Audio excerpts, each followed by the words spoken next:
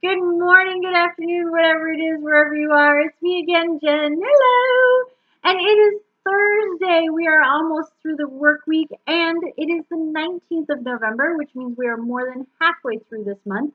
We are still reading with the Cat Tarot deck, which is an adorable tarot deck created by Julia Smiley and illustrated by Megan Lynn Cott.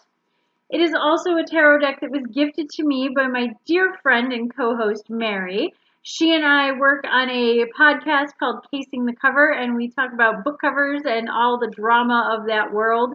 And if you're interested, check out the links in the description below. That will connect you to our latest episode, as well as next week, another new episode. We are just always making amazing episodes on there. And on here, we are always reading new and amazing cards. So let's see what card we have from the Cat Tarot today. Okay, I've been pretty harsh on these cards the past couple of times, but I think this one is actually pretty quality as far as having some symbolism in there, being very similar to its traditional card, and having very clearly Wheel of Fortune written at the bottom. So the Wheel of Fortune is the 10th card in the major arcana, I guess 11th card technically if you count the Fool, even though he is 0. It is the number 10 card. Let's go with that.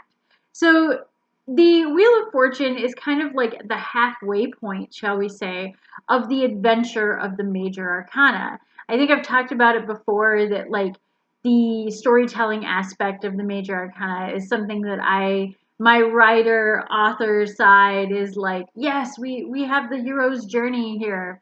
And being that it is November and National Novel Writing Month, I think that this is an excellent card to have come up kind of a little over a week or so left of the month. So with this card, we have the progression of things.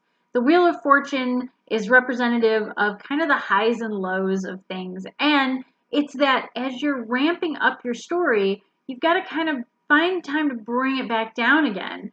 And I love that we've got these two little mice, though I'm not really sure what their purposes are. We do have the eagle represented, which is typically represented on the Wheel of Fortune. And I'm going to say that the cat is kind of the lion aspect that's usually represented on there. But what it does have is it's got the symbolism in the wheel, and it's pretty funny that the cat is in like this hamster wheel sort of thing where the mice are watching the cat. I don't know how I feel about that. The water bowl, I'm curious about. I guess we're going to lean more into the emotional side of the Wheel of Fortune and its cycle of emotions and cycle of moods, so to speak. But that said, I think that if you understand what the Wheel of Fortune card represents, in that it is about those highs and lows in life, and always kind of, sometimes you're at the bottom, but you can always climb back up to the top. And when you have that mentality, you can easily shift from one situation to the next. You may not be in the best place right now, but you know that good things are coming. And that wheel, that cycle, that movement of things is what gives us our lessons and our victories through all of the dramas of our hero's journey, our personal hero's journey. So I do like the way that it's depicted, although I do think that it's a little funny that the cat's in the hamster wheel or in the rat wheel instead of the mice that are down there.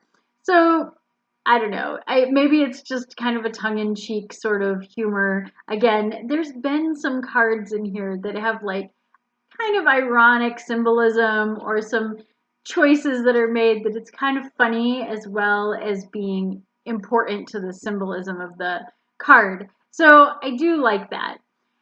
The other thing I like about this card is how bright it is in the middle of that wheel. It really draws your focus and draws your attention to that symbolism of we are turning and you need to focus on the wheel and not what's going on outside of it.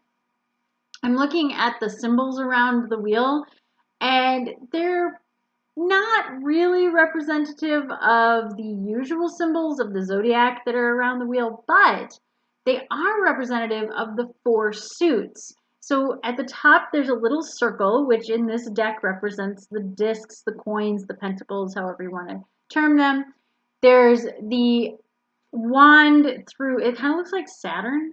It is a wand through a circle, which is the wands of the deck. And then you have the two triangles, and those are either the cups or the claws or the swords.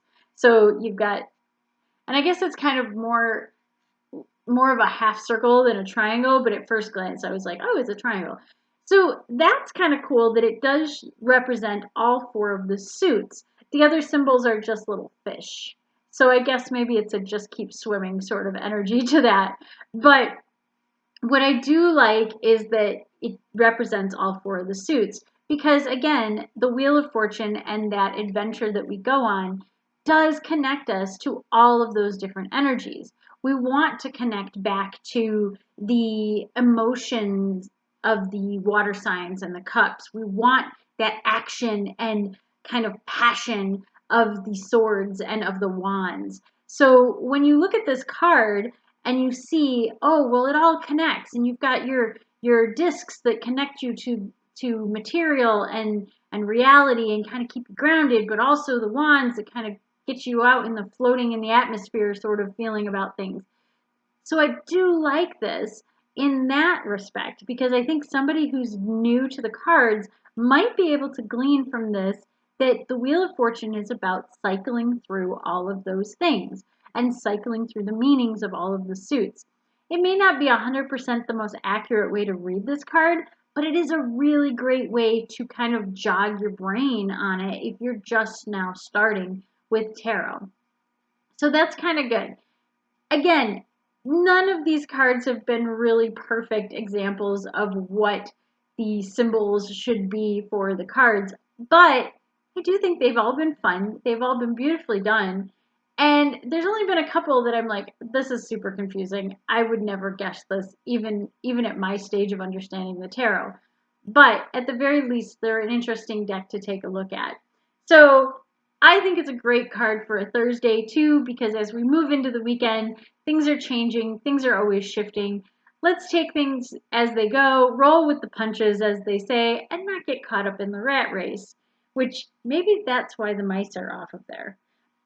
But anyway, until next time, I will see you again soon, and stay safe, stay healthy, stay happy. Bye!